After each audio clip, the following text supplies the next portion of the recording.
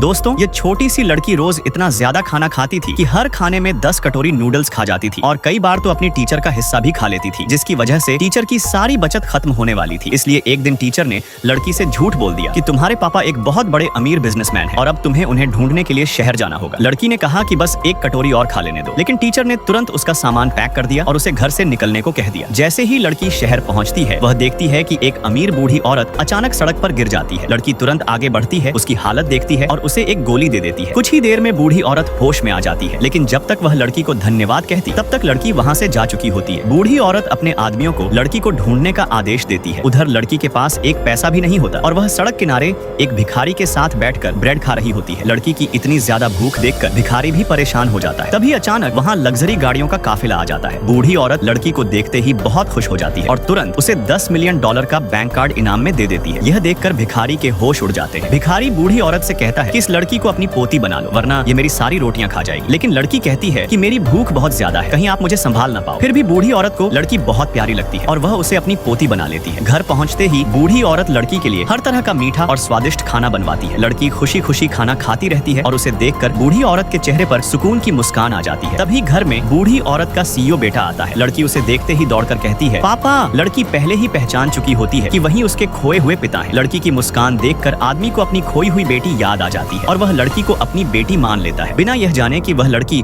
असल में उसकी सगी बेटी ही होती है। बाद में वह आदमी लड़की के लिए ढेर सारी मिठाइयां मंगवाता है। लड़की खुश होती है, लेकिन एक बात उसे परेशान करती है कि उसके पापा व्हील चेयर पर क्यों हैं। तभी लड़की अपनी एक्सरे देखने वाली आंखें खोलती है और देखती है कि उसके पापा के पैरों पर काला धुआं छाया हुआ है, जिसका मतलब होता है कि उसके पापा एक खतरनाक श्राप से पीड़ित हैं। तो क्या लड़की अपने पापा का श्राप तोड़ पाएगी? Subscribe for part 2।